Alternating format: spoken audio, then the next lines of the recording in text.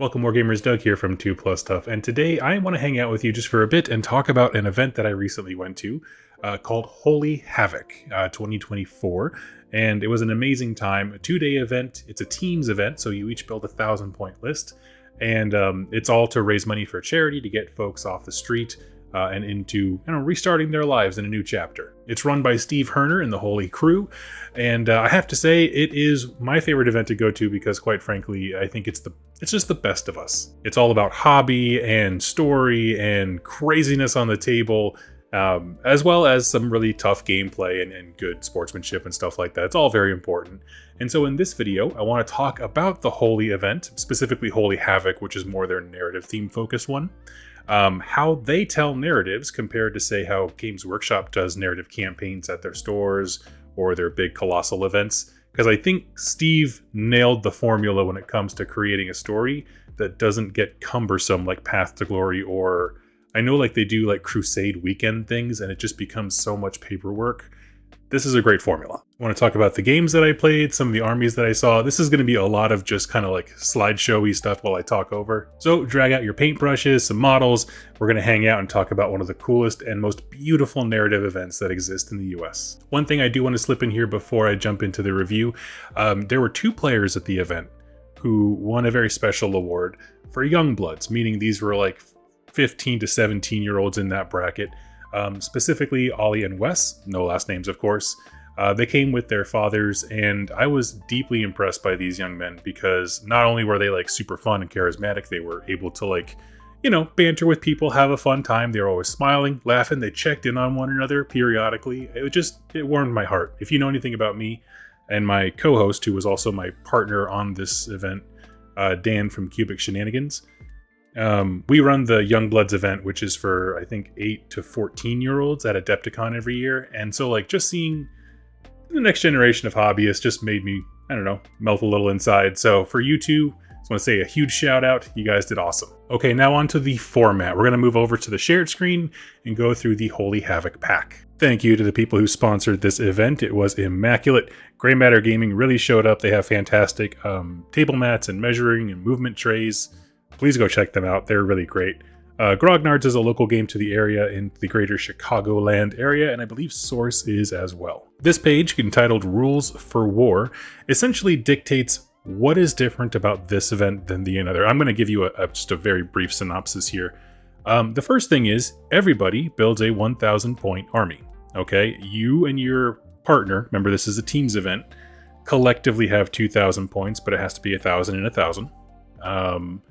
You also can't have your allegiance abilities affect your partners, but you also don't have to be from the same Grand Alliance. So I could have Stormcast and Slaves to Darkness fighting together if I wanted to, but if I had, say, in our case, me and Dan, 2 Flesh Eater Courts armies, I can't use my noble deeds to bring back his dudes. So that's how they kind of skate around that fact. The idea behind a lot of the Holy Havoc stuff is building like display boards and telling a story with your army. And so it's not so much like, oh, you're gonna lose at hobby scores just because you have Stormcast and Slaves to Darkness. Make them work visually and you will be astonished how high you will rank in terms of paint and scoring. Okay, that's all. In addition to your 1,000 point list that has to use all of the GHB, the current GHB, rule building, list building guidelines, whatever. In addition to that, you get a free hero called your Warlord of Havoc. Okay, so there's a distinction between your general, which is the list you built, the person in charge gets all the artifacts, and your warlord. Warlords do not cost any points. You essentially get to pick and choose. It's kind of like the old Path to Glory, what's it called? Anvil of Apotheosis rules that used to exist where you build your own hero. You get this hero for free, and over the course of the event, they're going to gain access to more abilities and level up. It happens automatically, so no one gets left behind. You just end the event with a really cool hero that you now have a totally unique story for. The minutia here is you can't double up on spells unless they're unlimited, so if me and Dan are both playing Flesh Eater Courts, we can both use the unlimited spells, but if he casts miasma of madness, I no longer can. Everybody rolls a die when it's time to determine turn order. So like your team collectively, add up their score, which makes it fun. Everybody gets to participate in the drama a bit. All models have to be fully painted. 3-color minimum is not acceptable. This is a high hobby event. And display boards are optional though. You don't have to do that at all. And while you do use the GHB rules for building your list, you actually do not use battle tactics. This event has its own method of scoring, and so you're just going to have to figure that out, basically table to table, round to round. We'll get into them, and it'll make a lot of sense. It's really important if you intend to go to a holy event, so there's Holy Wars and Holy Havoc, you have to learn to get good at reading the mission objectives, which we're going to talk about here. I'm only going to go into excruciating detail once, so then you can kind of learn from there. The last little thing I want to add is this little section right here. Holy Havoc reroll dice. Each player will have the opportunity to purchase a Holy Havoc reroll dice for $20. Each player will have the opportunity to reroll one dice during each game, including priority. So, this is a charity raising event. I'll spoil this. This event raised just over $7,000 to fight homelessness, which I understand. The way Steve ran the numbers, it essentially means that we sponsored 4 families to go through this program to get off the streets, which is incredible. The reroll dice are a big part of that. There's some other things we'll get into. And this is all in good fun. It's not like the Zinchian thing where you can pick your whatever. Most of the time, most of us forgot we actually had them. You just want to throw a couple bucks in the pot because it's a good cause. And then halfway through the game, as you're cycling through all your various dice, the Holy Havoc dice rolls out. You're like, oh yeah, I got one of these things. Let's do that. That's basically what the story was for 4 out of the 5 teams I played against.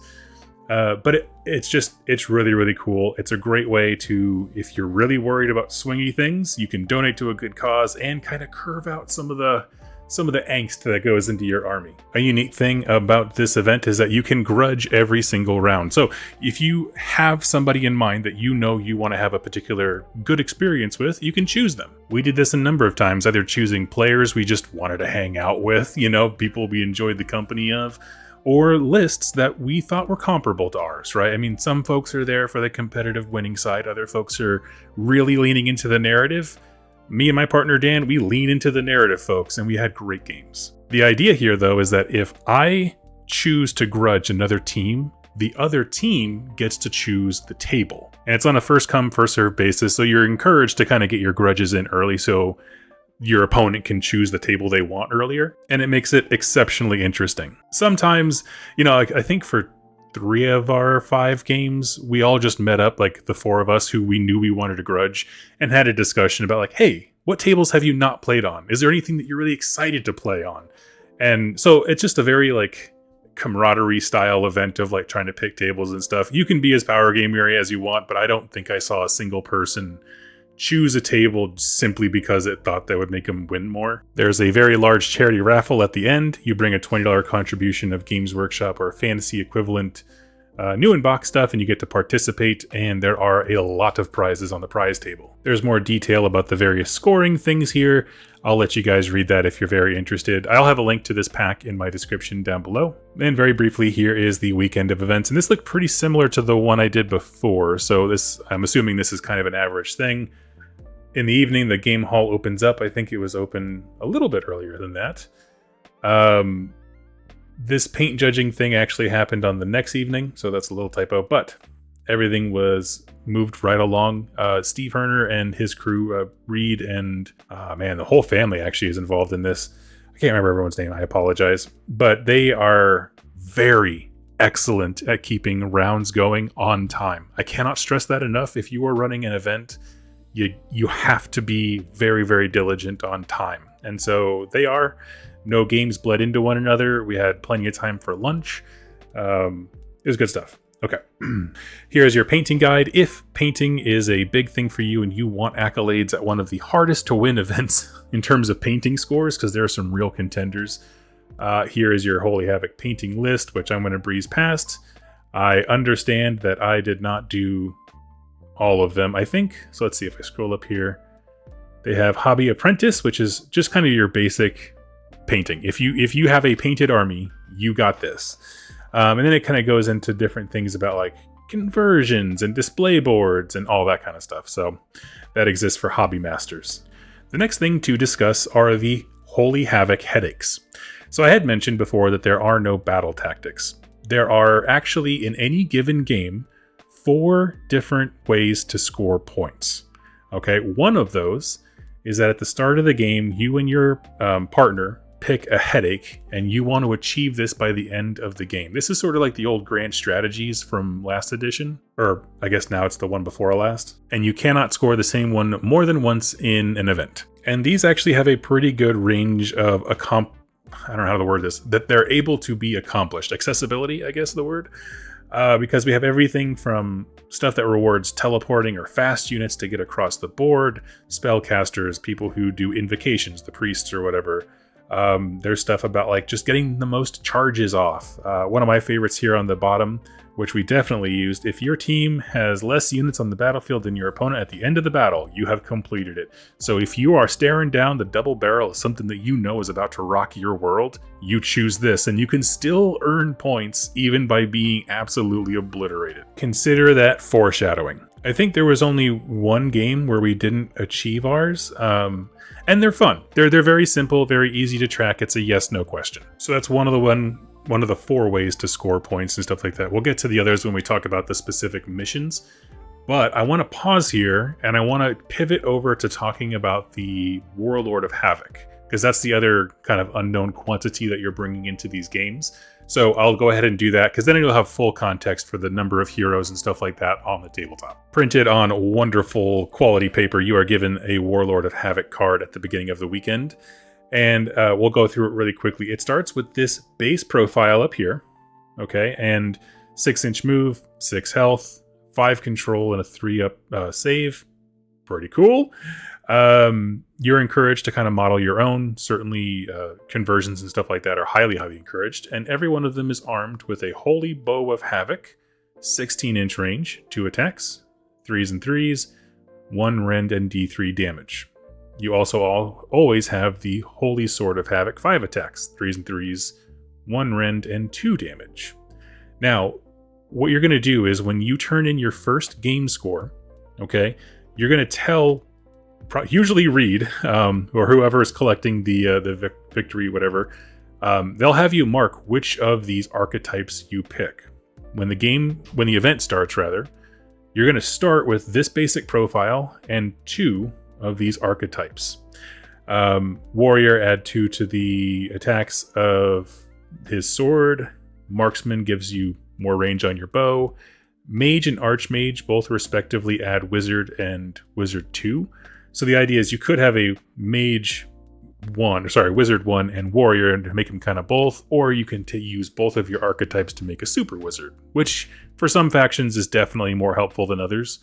The same thing happens for a Cleric. Your Warlord gains Priest 1, but you cannot be a Wizard and an Archmage. There is no advanced version of Cleric. Skirmisher lets you add 4 inches to your move, and you can fly. Also, if your Warlord has used the redeploy ability, they can use Countercharge in the same turn, which is interesting. That's a lot of command points to do a very specific, counter attack, but it's cool. Cavalier, this is what makes your hero Cavalry. They lose the infantry keyword, but you do gain access to that second weapon profile, Tearing Claws and Teeth, because it's a companion weapon. Lastly is Tactician. When you use the redeploy ability, you can do so without any command points being spent. In addition, if you roll a 1 through 3 when determining the distance that you travel, it's counted as a 4 instead, so you can't move less than 4 on a redeploy. And it's free. You also have a ward of 5 up. As for his specific abilities, Holy Armor of Havoc, he can tank holy wounds using, he suffers holy wounds. The Warlord's ward may be used against them. Holy wounds are a specific thing to this event. Basically, it's wounds that the terrain deals out, so they can't be blocked by a normal ward save. Now, this last bit, Lord of War, he counts as an extra hero for the purposes of list building. He does take up a slot in your regiment. However, he is allowed to be a part of any hero's regiment, kind of like a secondary hero, like the Knight Questor is, I think, where you can just take these minor heroes and attach them to an existing regiment. And that's what I ended up doing for mine. I was a 1-drop list because of that, which is real nice. You can also just have him be his own regiment. There was quite a few times where people would build their list to be a 1-drop and then boom, the Warlord of Havoc makes them 2. For mine in particular, I'll go through my little dude that I made for this event, but I went with Cavalier to have the extra move characteristic, gets 6 inches of movement, and also the claws and teeth. I had a hero modeled with like a little character companion dog next to him, so I wanted the secondary profile to represent that. And then my other thing was warrior. So you start the game with this profile modified by your 2 archetypes. And then if you look up here in the top right, Warlord improvements. After game 1, you gain 2 wounds. After game 2, you gain a talent. So what this is saying is, and you have to mark these as you turn them in, over the course of this event, this guy's going to become super baller, okay? Instantly going from 6 wounds to 8 wounds makes him much more survivable after game 1. And then if we scroll down, we get to see the talents. One thing that I did not understand going into this event was that at the start of it, you have to choose one of these various paths. I thought these were like achievements that you do over the course of the event, and so you would check this off if you achieved it. Unfortunately, what you're supposed to do is choose this before for your hero, and essentially these are grand strategies for the event. Over the course of this entire event, if you walk the path of power, your warlord must survive 3 games, and you must win 3 of the objective things that we're going to talk about here in a second. If he does it before the last game, he gets a ward of a 4-up instead of a 5-up. And so that's the idea. It's event-wide grand strategy achievements for them. These talents here are essentially just abilities that go on a war scroll. So they have like reaction, you declared a fight ability. Some of them are passive, some of their end of turn. It's just adding different abilities to your war scroll. I think I went for regeneration because I wanted him to be able to heal like my aberrant did. And I think maybe empowered to make his sword better. But yes, then here at the bottom, you just fill in the Grand Alliance, in my case, Death, Army Faction, Flesh Eater Courts. And what's cool about this, and the reason why I wanted to point it out, because it comes up a bit throughout the event, think about how that keyword works. Hero, Flesh Eater Court. And this happens to multiple armies. Mine's just a good example. The way that our army works is that if you have the Flesh Eater Court hero set up, you can accrue noble deed points, but because you are neither an aberrant nor a courtier, you cannot actually spend them to do anything, which is really funny. But it does mean that they are another character, this time way more fighty than any of my other Ghoul King on foot options, that actually has a pretty good chance of earning noble deed points. Even though I can't spend them, he could still be a big bubble of get screwed, right? And he projects a buff to my entire army. And so it's this weird thing. So when you're going to this event, consider how hero your faction works with your hero abilities and specific keywords. You know, if something targets Arcanites and you play a Tzeentch army, he's not an Arcanite. And that pretty much sums up all of the prep work, all the beforehand stuff that you need to know. You're going to grudge somebody, you're going to pick a table if you get grudged. You build a 1,000 point list with GHB rules, don't worry about battle tactics, and you get a free hero that you have to pre-design, which takes maybe 5 minutes ahead of time. With all of that out of the way, let's get into talking about the various games that I played on this awesome weekend. And for this first one, I'm going to be very explanatory on how the different things are achieved and how mission scoring works, but I'll kind of breeze through that later on once you know. So the first mission here is Mining for Blood. Warpstone still permeates throughout the mortal realms. Harnessing the power of these precious stones has become a priority for all races. The rise of Skaven technology has forced all the races to seek out Warpstone to protect themselves from total destruction. Before deployment, all players should verify terrain position using the map and the table to review specific terrain rules. Basically, when you go to a Holy Havoc table, and if I have pictures, I will put them up here. Essentially, you have a map that shows you where everything should be, because there are some terrain features that move, but for the most part, they don't. Where everything should be, and also the rules that every terrain piece has, so it's there for everybody to look at and compare. Clarity is your best friend at large events, but also it'll detail how the table is going to try to kill you. Very simply put. A lot of these terrain features dish out what are called holy wounds. We mentioned them before. The only person who can tank them is your Holy Havoc Warlord, but I mean, you don't want him getting killed too much. And also on this little sheet, you'll notice that one of those terrain features is labeled as the terrain objective. Every single mission in this whole event has a way of achieving objectives where you just have to hold whatever that particular table's objective terrain feature is. I highly recommend if you go to these events, that's the first thing you look at. It doesn't start accruing scores until turn 2, but we'll check that out in a second. A staple for this event is that all units must be set up wholly within their own territory, more than 12 inches from enemy territory. Steve built these tables back when they were 6x4s, and they are so glorious, I would be mad if he ever cut them up and tried to change them. So it's a nice, even 12-inch deployment zone for everybody. And if you see here on the right, these are the 4 victory conditions, the ways of achieving, victory points that you get throughout the game. One thing to note here is that when it comes to throughout the mission, right, you're going to keep track of who has more points for each objective, but there can only be one winner of each of these. So if at the end of the game you realize, oh man, we're tied on the main mission objective, whatever that is, you do a roll-off. There are no ties in Holy Havoc, which I kind of like. Claim objectives, it's the same rules as the core rules of the game. We did realize about halfway through the event that sometimes there was a little thing about having more models near the objectives, but that's old stuff that was meant to be edited out. They clarified it, I think, before we got to that mission. You claim objectives with control score and stuff like that, like you normally would. They're not trying to change core rules here. So, main objective. The team with the most units wholly within your deployment zone at the end of battle round 5 has claimed the objective. So, no matter what your table looks like, okay, whether it's floating islands or a hell pit of corn or something like that, you need to have dudes in your opponent's deployment zone round 5. You can see whoever has the most or wins the roll-off if you're tied gains 4 points. Terrain table objective. This is what I was talking about. This is going to be the exact same text for every single round that there is. And it's just saying, starting on turn 2, whatever terrain objective is listed on the little map that they have for everybody, you got to start holding that. And the trick here is that oftentimes those buildings will try to kill you. There's one map where they teleport you away.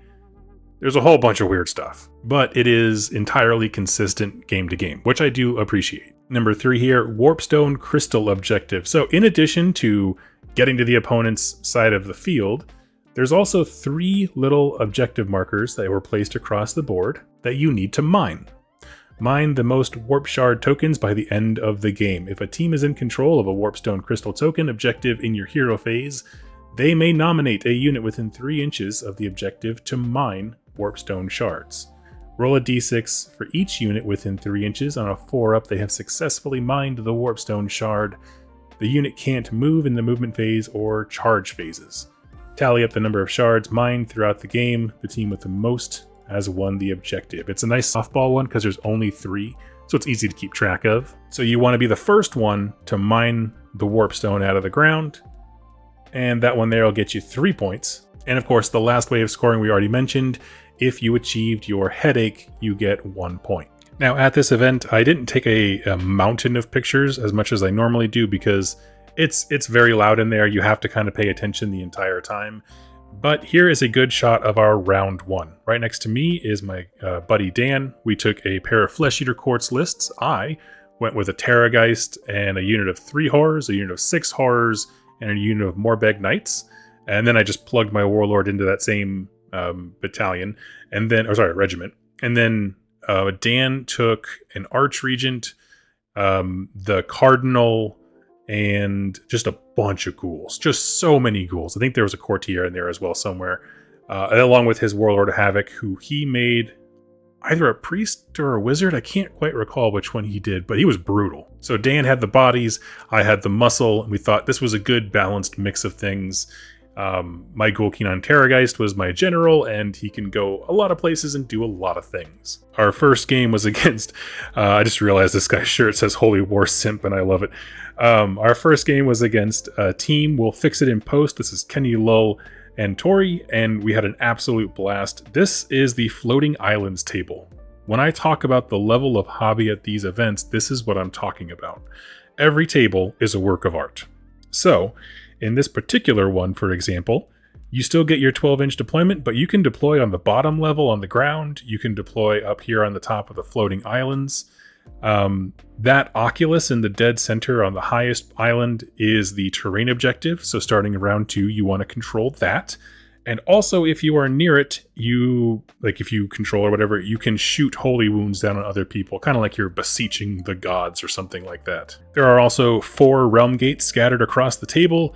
If you end your movement within 6 inches of one, you can pick your unit up, move to a different realm gate, and deploy there within 6 inches, provided that there's no enemies within 9. So immediately you can see the table dramatically changes the mission, right? Because now you have to worry about defending your territory, your deployment zone, from your opponent that can move in 2 different levels, on the islands above and also the land beneath. The 3 Warpstone objectives, they're a little bit out of all the pictures I can see. I never quite got a good angle on any of them, but they are essentially there's one at the Oculus, there's one directly below it at the Realm Gate, and one of them across from there. So it's kind of like having 3 spread out long ways across the table. It's just that the 2 side ones are on the lower level and the Oculus is on the highest, obviously. For this game, we felt really scattered. And so I sent some people through the Realm Gate to get to the bottom level.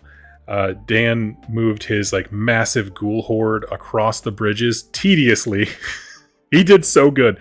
But we moved all the dudes across the bridge and basically flooded the Oculus with so many bodies by round 2 that there was almost no way they were going to take it from us. And I threw up, you can see here, the barricades at the most ridiculous position ever, right, to block off a whole bridge causeway. And I just kind of keep muscle around. Now, I will say, Team Fix It in Posts got some good licks in. Tori had the Skaven shooters. Giselles, is that what they're called? Lighten us up across and just kept rallying to bring them back. And I know Kenny's 3 Annihilators just took on the entire army. Dan and I's forces, my horrors and Dan's ghouls just bounced off those dudes. Like we had nothing to offer. Thanks to some clever use of the realm gates, we were able to snag 2 out of the 3 Warpstone crystal shards, and so I gained the bottom one to my left, and Dan took the Oculus one when we were available to, so we had that objective on lock. We also had the terrain table objective, because we just flooded them out with bodies. And we achieved our Holy Headache, which was to summon more endless spells than our opponent. I had the Flesh Eater Court endless spell list, and Dan took, I think it's the one with the Gnashing Maws and the Flaming Skull. I think it's, I don't know, some kind of fiery manifestation. But anyway, so we had those, and he was just cranking out endless spells on the bottom floor. I just had the one thing of gates, and then when I could, I would summon the horses for the Flesh Eater Court one. I like them quite a bit. But other than that, we were able to do most of the things. At the end of the game, however, they did take the main mission objective, because Tori had a bunch of those new Skaven in the Thresher balls or whatever, I don't know, the big war machines that are just for blending infantry.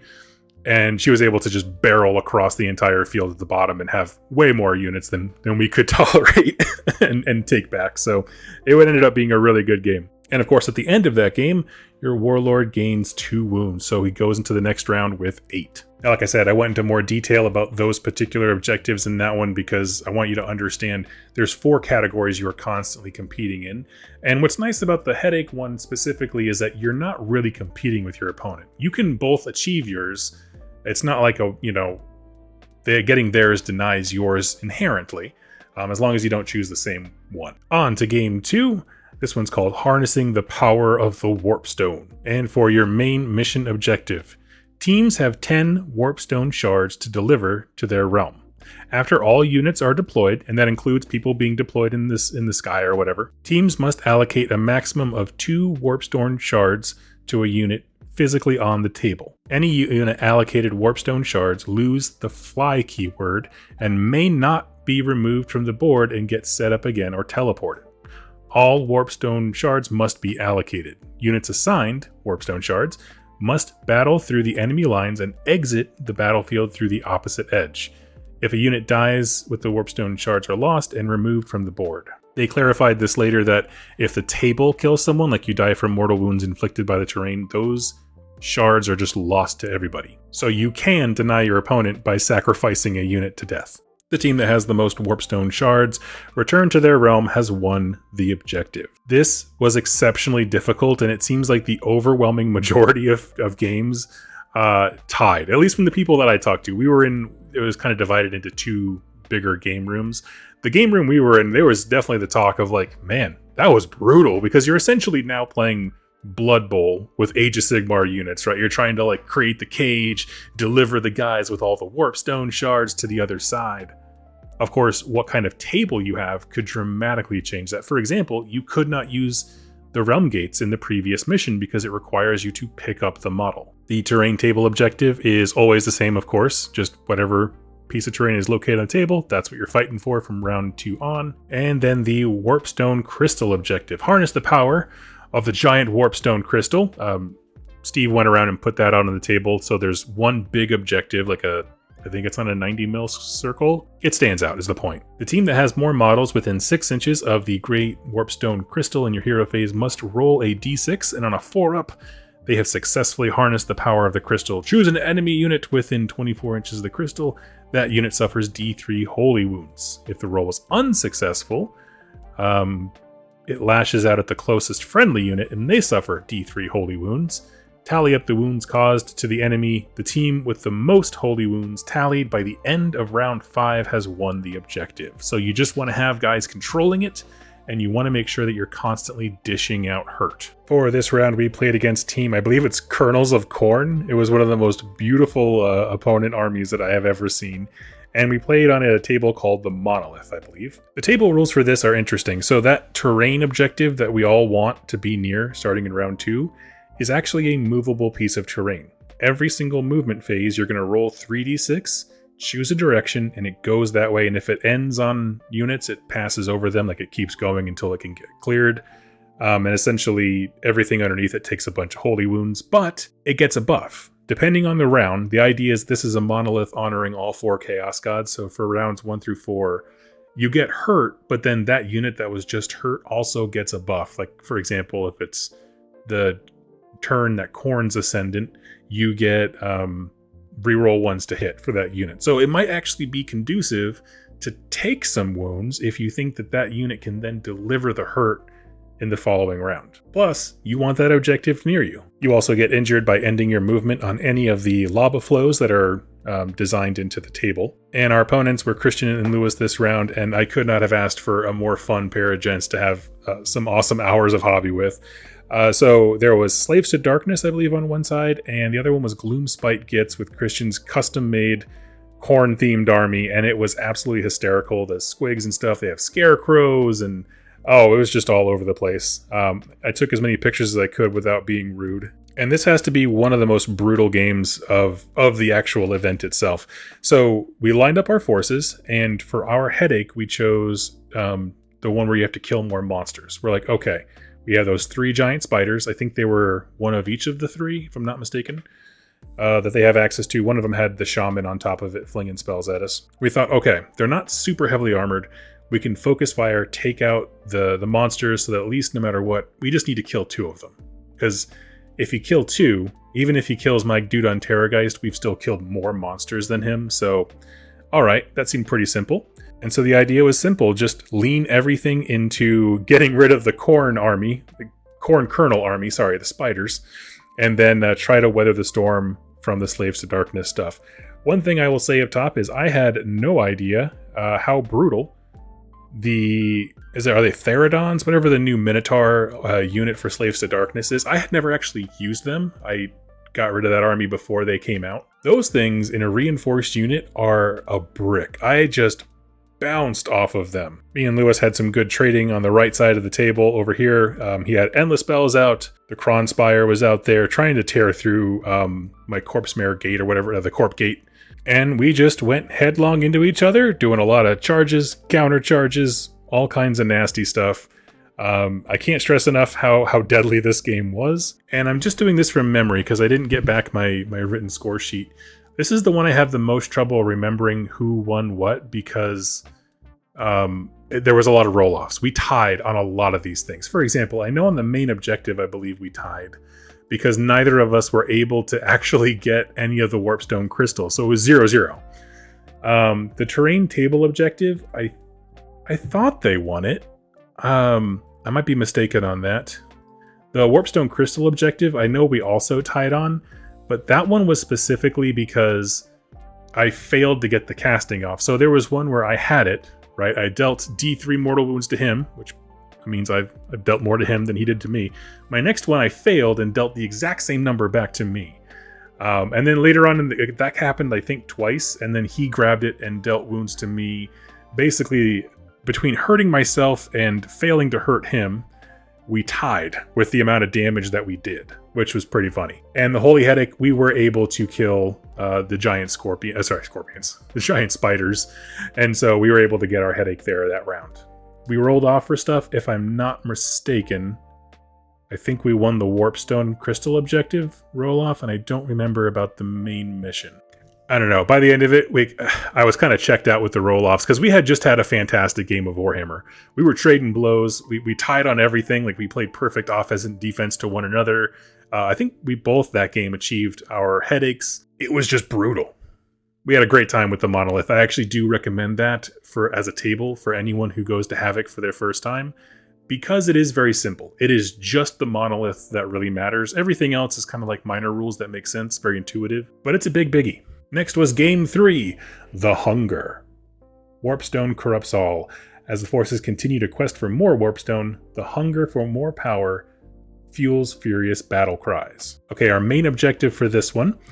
Before deployment, teams must nominate a unit from their army to complete this mission. This unit may not contain the following keywords. Hero. This unit is given a Warpstone Crystal token. In addition, this unit can now add 1 to all hit rolls. The Warpstone Crystal token moves with the unit and must maintain coherency at all times. During the battle, tally up the amount of damage caused by your unit that possessed the Warpstone Crystal. The team that has the highest total score won the objective. If a unit is that's carrying one of the crystals is destroyed by an enemy unit from melee attacks, the token is immediately claimed by your opponent. If a unit carrying a Warpstone Crystal is destroyed in any other way, the token remains on the table, and if a unit within 1 inch of the token claimed it, now they have the same rules. So basically, you nominate a special person. If they get killed, whoever killed them gets it. If the table killed them, it's just dropped. But that's how you can fight for those crystals, and then your unit who has them begins earning and accruing scores. Terrain table objective, it was just a statue in the center of the board. I have a picture there for you. Warpstone Crystal objective, nominate 1 unit from the army that is not a hero to complete this objective. It has to be a different unit than the one for the main objective. Tally up the damage caused by this unit when it's within 18 inches of the giant Warpstone Crystal. That team that has tallied the most damage was won this objective. Now, this was an interesting one. One of the things I wanted to slip in here and post is I feel like the main objective and the Warpstone Crystal objective here are kind of like stepping on each other's feet. It's a lot of tracking wounds, where they're going from, and who's special about them. It felt odd to have the same idea kind of copied in the same mission twice, because you're keeping one set of tallies for the damage caused by the main objective and a totally separate tally of wounds caused by a specific unit with the Warpstone Crystal. Now, in addition to that, if you had read that carefully, to get the Warpstone Crystal objective, the unit doing the damage has to be within 18 inches of the crystal objective thing on the table. Not a problem, except that ranged attacks also count. So, if I, say, have a unit of Lumineth Realmlord archers that are just within that 18-inch bubble and they deliver death all over the table, they are still accruing it. I'd be interested to try this mission again, but make the change that the target or the model being removed has to be within that 18-inch bubble, because then it becomes like a dueling arena where if you're going to put people in that bubble, you need to be ready to account for them to die, as opposed to a unit that has enough threat range being able to sit anywhere in that 18 inches and deliver death anywhere else on the board. Now, I'm going to be super blunt here. There was no game here, okay? We grudged Dave Witek and Rotor, who are part of the Garage Hammer crew, the podcast that does Age of Sigmar lore. Go check them out. And I just wanted to hang out with these guys. This was definitely one of the occasions where you grudge someone just because you want to have the kind of social experience that you want to do. And we were all tired, so we decided to choose our table based on which had the best exit/airflow. And so we ended up on a Slaanesh arena, a Coliseum type thing, and it was gorgeous. I loved my opponents. Dave and Rotor, Whitek and Rotor had their lore for their army. It's all themed around like they are camp counselors, but for like the summer camps that like Jason slasher flicks happened at. So their Warlord, for example, Whitek's was, it was like a on-foot hero with like a machete in his hand, and you put a hockey mask over the face to make it look like a Mortal Realms Jason. Like, it was so cool. They had a little portfolio with their camp counselor credentials on them. It was a lot of fun. And I say all those positive things because there was no game here. Rotor brought Seraphon with a Salon and a bunch of, I think they're Croxagore, I think that's the name of the unit, and Warriors. And then Whitek brought Lumineth Realm Lords. He had 2 units of Cav, a thing of Archers, and I don't remember the hero particularly. And we just got raffle stomped. I mean, just so hard. Between running up to try to get the center objective on the table, there were some things with the Slaanesh table rules where you can kind of like channel beseech Slaanesh to help you out and do mortal or holy wounds to your opponent. Between them doing that to us, the Slann spell, the ranged attacks of the Lumineth, and the charges that, I mean, he has to charge at some point with that kind of speed that Whitek had. And then we got double turned. And so we had round 1, we went first. Moved up, I thought we screened stuff out pretty well. You know, I knew I was going to take a charge on the chin, so I had like my little 3-man out there first of horrors. My buddy Dan on his side was kind of doing the same, kind of playing somewhat conservatively. The first turn went about as well as we expected, meaning we got really punched in the face very hard. And then when we got double turned, at that point it just became, there was no chance, because at that point the Lumineth archers were able to sit there and shoot enough stuff that I could no longer get people within that 18-inch range bubble. So I couldn't even play the Warpstone Crystal game because he had fired everything out of that range. On the other side, Rotor had his, like I said, I think it was a 6-man thing of Croxagores, I think they're called, the big 3-man unit guys. And they went straight into Dan's ghouls. Well, if you're counting how much damage you do, he immediately lifted, I think, 20 ghouls. So we were never going to catch up there. And then they double turned us. So it was just like, nope, that was no game. But it was the 3rd and final round of the day. We were the first game done because we got so stomped so hard so quickly, which meant that we were ready for dinner. That's the super positive message there, and why I didn't complain one bit. I was just like, I am ready to go get some dinner. I will say it was a very fun game because I like hanging out with Whitek, and Rotor was very nice to meet. I've heard him talked about a lot and never got a chance to shake his hand. I did now. That said, if you're grudging like based on like lists that you might think might make an interesting whatever gameplay, we were not thinking about that when we grudged them. Because there was just no game to be had. Now, I didn't hear a whole lot of feedback about everyone else's experience with this. If you were at Holy Havoc, I'd love to know how your round 3 went, because it seems like it could be very different based on the table, right? I mean, that 18-inch bubble would look immediately different if it had to be limited to something on, say, the island table that I did round 1. That changes things quite a bit, that verticality, because now you can hide just by being over someone. So that's kind of an interesting idea. So that night we all went out for wings, had a wonderful time, woke up early the next day, got a good breakfast, and when we all kind of met to get our table assignments, as is custom in the Holy Havoc event, there was a plot twist. The plot twist was this. One of the guys running the event was going to roll a die. He had this big, giant, like green foam die. He's going to roll it, and the idea is you get a maximum of D6 plus 1 command points this round. Whatever he rolls is the maximum, or is the exact number of command points that everyone gets this round. Okay? Instead of your normal 4, you get whatever this is. You rolled it. It rolled for, like, I swear, half a block down the hall, and it landed on 1, which meant every single player had a maximum of 2 command points, which was awesome. I loved it. I thought it was fantastic. People were like grumbling, like, oh man, what are we going to do? What are we going to do? Blah, blah, blah. I thought it was great because to me, that die should only have 1s and 6s on it. Because if you're going to be crazy, it has to go in one of those directions, right? Like, you either need to like throttle this so much that every decision matters, or you need to make me feel like Brewster, who just got his millions, and I'm just like, command point, command point. And like, both of those are fun. The only bad result would have been landing on a 3, because then we would have had the standard 4. Round 4 was against Team Joe Squared, both gentlemen named Joe, and this was an absolute ball. This was probably, in terms of just banter and in general, like laughing and role-playing and stuff, the highlight of our weekend. And it was an absolute blast to play these guys.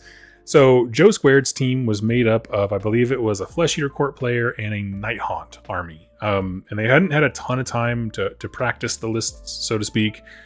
So, it didn't feel like power gamery, and nothing felt like they were out for blood. It was very chill. And let's go through the mission for this one. The main objective: the warp fog terrified your armies, significantly reducing their morale.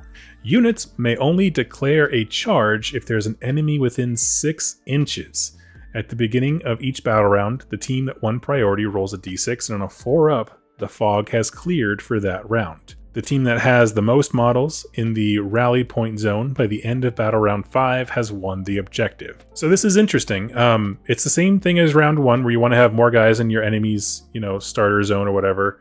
But you're limited now. It's more fine. It's 6 inches rather than 12. And that charge change greatly affects the mobility of units that I have, like say the Morbeck Knights, who routinely will use the charge and retreat. They have a charge and retreat in the same turn, and I will use that to ping pong my way across the board, but it's throttled if I can only charge somebody within 6. The terrain objective is always the same: start capturing at round 2, and the Warpstone Crystal. The giant Warpstone Crystal does not appear until the end of turn 1.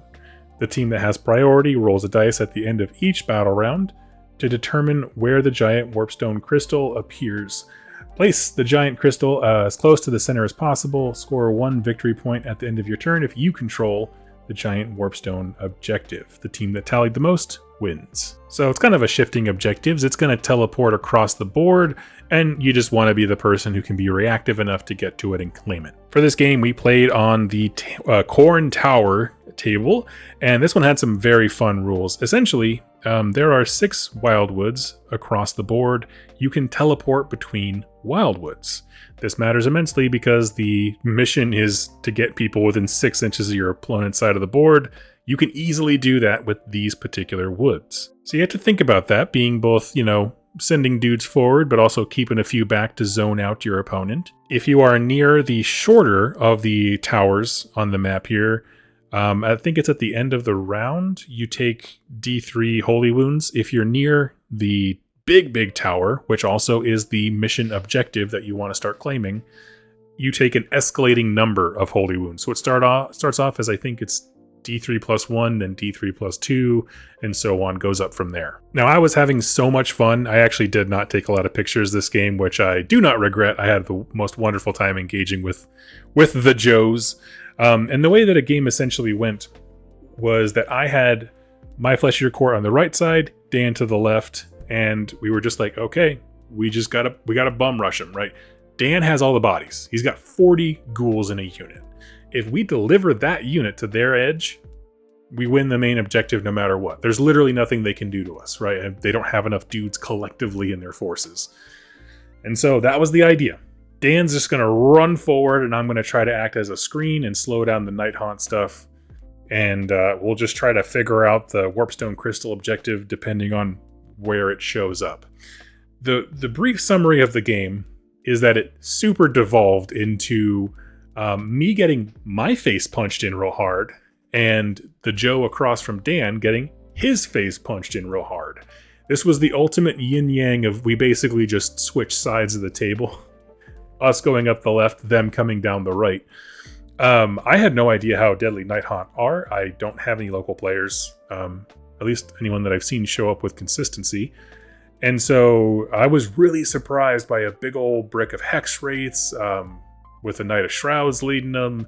I was able to knock out some of the effectiveness of that with my Terrorgeist. I feel like I did pretty good with screening my big ghoul horde, at least initially. And then the the Terrorgeist rather, was able to go in and muck some stuff up. But on my side of the table, the real thing was starting at the end of round 1, the Warpstone crystal token appears. The first round, it showed up on my side. The second round, we go to the map here. So the first round, it showed up here. We rolled a 6.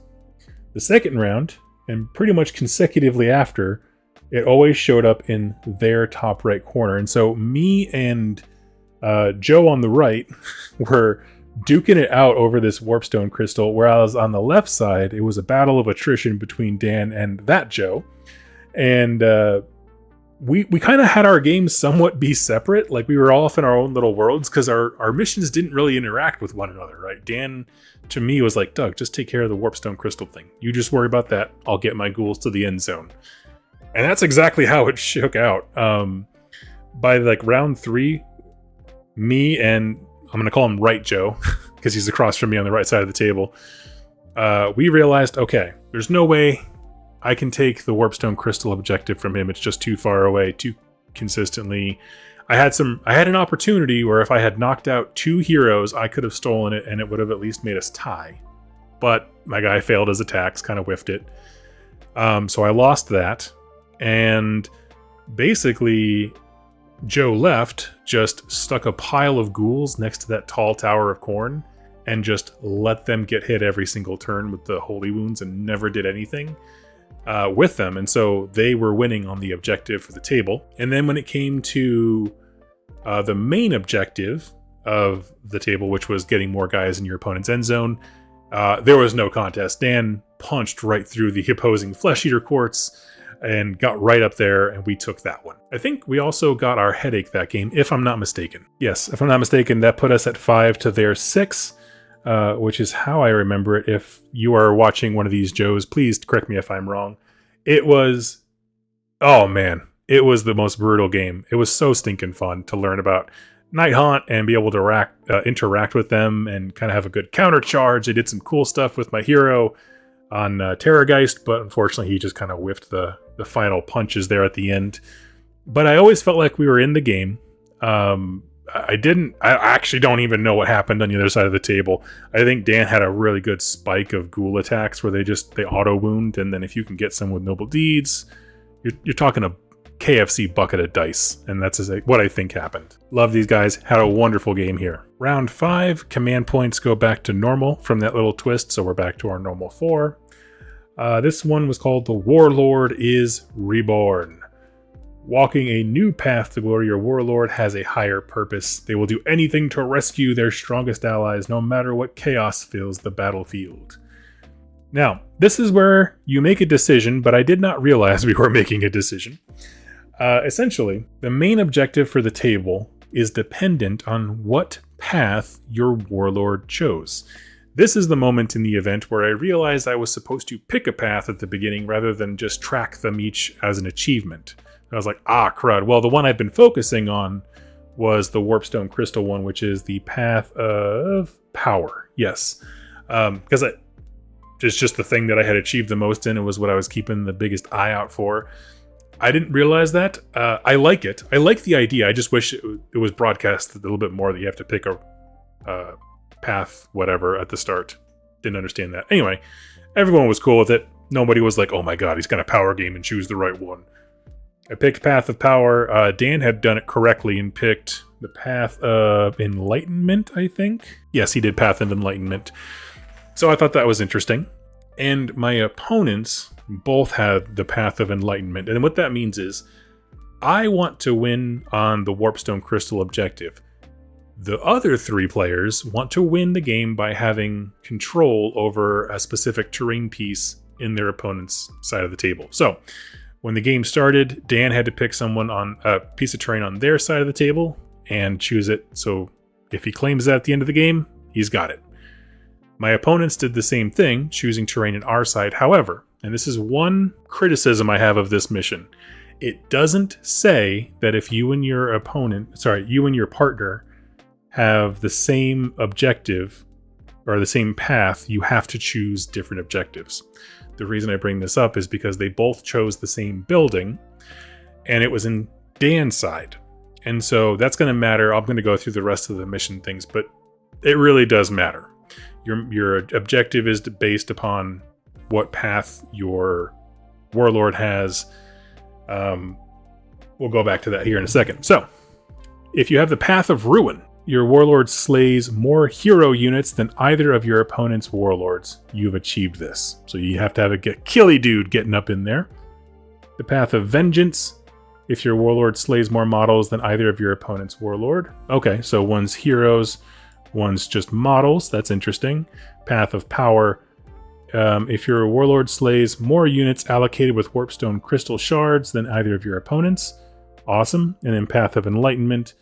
At the end of your deployment phase, declare one non-terrain objective, so it can't be the main objective feature that we're always fighting for, rounds 3 to 5, but a different one. Wholly in enemy territory, you have to control that at the end of the game. The terrain objective is the same as always. And the Warpstone Crystal. Warpstone Crystal shards corrupted your army. After all units are deployed, you must allocate a Warpstone Crystal shard to units in the combined army. A unit cannot have more than 2 Warpstone Crystal shards allocated to it, and when one unit destroys... basically, it's the same thing as before. If you kill a unit, you claim it as a player. It doesn't go to the unit who killed it. You just claim it as an overall score, and you're trying to compete for who can get more Warpstone Crystal shards. If a unit is slain by holy wounds from the table, the shards are just lost. And the last thing here, for each warlord on your path who completed their path, regardless of whether or not it was in this specific game or not, you gain 5 points in addition to just a normal headache. So this one's a little all over the place. The issue I had, and I'll show a picture up here that kind of describes it really, really well, is we had a really simple table that was a nice open. There was a big terrain feature in the center that buffed wizards and gave you a chance to do a spell, but it was otherwise very open. This was at the request of our opponents, Francois and Oli. And Oli, as I mentioned before, was one of the incredible young bloods at this event who did just a fantastic job of personal conduct and gameplay. And Oli had Skaven, and Francois had Gloomspite Gits. And this game went different than any other because they were able to choose the same objective, or the same piece of terrain for their objective. So we deployed as normal, kind of straight out, but all of their forces, all of the gameplay was focused on the left side of the table. And my forces were playing against nobody. I moved around the board for 3 turns, and then by the time I was able to get to where the action was, I was just being fed to them piecemeal. This was another game where there was no game. I was more than happy to play with some awesome people who were happy to see me and just excited to meet me in person and stuff like that. I had a great time, like I said, but there was no game here. Because of that change, they were able to choose to ignore me completely on a half of the table, and because I did not fly or have teleportation natively to my army, I just didn't engage with them. And so it became a thing where Dan didn't have enough units to completely zone stuff out. The Skaven burrow hole comes up. There's a whole bunch of shooting units that pop up, absolutely wipe Dan off the board. And then by the time I can get anything over there, they have fully fortified and defended the entire objective. The amount of shooting that they could deliver in our back end, they took all of our Warpstone shards, which means we're not going to get our objectives. And then I do think we actually won on the table objective because we did keep that most of the game, technically speaking. I always had dudes who were hanging out near the terrain feature in the center of the board. And I will say that was one that, like, nothing they did, like, it wasn't about having a power gamery list versus a more narrative list. I didn't feel like it was that. We were going to have a rough time anyway because Flesh Eater Courts doesn't want to deal with that level of shooting. And the Gloomspites are just really, really good right now. And so it wasn't like that it was a feel bad because of power gamery. I personally was not involved in this game because they went so hard to one direction. So that's a piece of negative feedback, I guess. Make it so that you cannot choose the same piece of terrain as your partner. But I understand that was maybe implicitly thought. I don't know. Regardless, it was a fun time. I know by the end of it, my partner Dan was feeling sore, and so he was like, honestly, I'm ready to go. And so having a swifter than normal game was really not a big issue for him. But we had a wonderful time hanging out with the two of them and just walked around getting some more action of just enjoying the boards and the games were going on. And that ended my Holy Havoc event for 2024. I had 5 games played on beautiful tables against beautiful armies against wonderful people. 3 out of the 5 of those games were against lists that were, I think, there for the same kind of vision that I was in terms of competitiveness. But honestly, those are still fantastic odds. And those competitive lists exist for one another. I would have loved to have seen the Seraphon Lumineth of, was it Witek and Rotor versus the Gloomspite Gits and Skaven. I have no idea what that matchup would look like because both of those teams, like in terms of what they add to each other, are so far beyond anything that me and my teammate could do as both being Flesh Eater Court players. And so it would be very interesting matchups. But again, that's where grudging the right opponents based on lists or social, whatever you want to do, that's where that matters. As I said in the beginning, this event was able to raise enough money to take 4 families and help them get back on their feet, which is just wonderful and inspiring. Like I said, this event is the best of us. Nobody runs events like Steve Herner. And the reason I love it is because all of the narrative stuff is pretty much limited to the tables and your Warlord. And you can lift that Warlord idea completely and it'll be just fine. By that I mean, you can have an event where everybody gets a free hero and you just incentivize customizing, kit bashing, doing stuff like that. It could be its own award. You can have achievements for your hero, and you can have the narrative of your event told through a specific thing that you've added and can control, versus, say, loosey-goosey army construction or ignoring main rules of the game. Like, narrative doesn't have to mean non-competitive. So anyway, friends, I had a fantastic time at Holy Havoc. My voice is about to run off because I've been talking for an hour straight. But I have to tell you, there are just no events like this, and I hope that Steve and the crew keep running them. I would love to be both a participant, but also someone who can help, I don't know, promote it and be a part of it in other ways. So I don't know what that looks like. There is another event called Holy Wars coming up in February. I think he said there's still room for that one. And that's essentially the same kind of event, but the difference is there's no Warlord of Havoc. So you just kind of remove that one feature. You're still playing on the same high quality tables. You still have the same hobbying goals and stuff like that. It's just they kind of removed that to be more of a standard teams event than something else. If you were at Holy Havoc 2024, I would love to hear about your thoughts, your experiences. Please, if you could just write them out, like what your vibe was. It doesn't have to be a full detailed battle report, but like we went through round by round what they were each like. I'd love to know your experiences because the combination of mission and table, much like in the game of Warcry when you're on you're randomly building deployment zones, the table layout, whatever the objectives are, the twists. It feels like that. You're going to have sometimes combinations where you're just like, that didn't work out too well. And then you're going to have some where you're like, that was the best game ever. Like, I didn't mention it, but the Khorne table, if you charge when you're standing on blood or you end a charge on the blood, you get +1 rend because Khorne likes it. Little things like that are awesome. Also, the island table, Steve at the beginning of the event said, hey, I made a change based on your feedback and I want you to try and guess what it was. And so I was racking my brain for about 18 hours trying to figure this out. And the change was that you can jump off a high ledge of the island table and land on the bottom floor. And you take some holy wounds when you do so. The change that I suggested was if there's an enemy there, you should be able to hurt them. And so it came up in our game against Team We'll Fix It in Post, where I believe it was Dan's Warlord of Havoc, which was modeled as, oh man, what's that thing called? The Harbinger of Decay on the horseback. That model jumped, landed directly down, and was able to put a bunch of wounds on, I think it was like the non-named version of Iridian the Witness, the hero on the bird mount for Stormcast. And so, like, we were laughing hysterically about this, of just the Harbinger of Decay given the people's hoof coming off the side of an island and dropping on an enemy hero. Stuff like that. I mean, it's just incredibly fun to engage with these tables. To give you a kind of a heads up if you go to a holy event, what I would suggest you do is, first of all, read the mission pack start to finish. Okay, like I read the pack, I didn't read the specific mission rules because I missed the the path part. I probably would have asked if we had to pick a hero path at the beginning if I had seen the details for mission 5. But all the other ones, it didn't matter, so I was kind of reading through them lightly. But that being said, you read ahead of the pack, and then when you get to the table, identify which piece of terrain is your objective terrain, where the crystal shards are, if there are any on the table for that particular mission, and then just discuss with your partner about what the main objective is. Usually it's getting more guys to your opponent's side, or capturing more Warpstone shards, that kind of stuff. Because it can seem like a lot of information, but if you just click it off in your head of like, where is this objective? Right there. Where are we trying to go? Over there.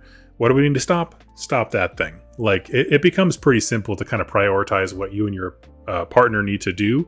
And then you look at the board and say, how can my opponents do this? Like, how can they achieve their objectives?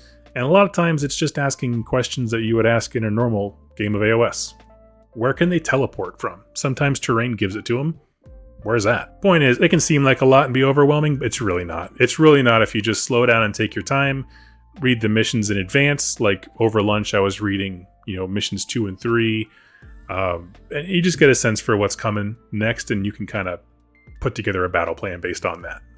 If you have any questions for the event, please leave them in the comments down below. I'll be linking all the information to Holy stuff that I could find, including the pack and the hero war scroll or whatever. Massive thank you to Steve Herner and family and friends for running the event. They are just the highlight of my year, and I think a highlight of the wargaming community. I'll do a dedicated video talking about me and Dan's list and our Warlords of Havoc, but we'll get to that soon. Thank you so much for watching, friends. I'll catch you next time. Happy wargaming.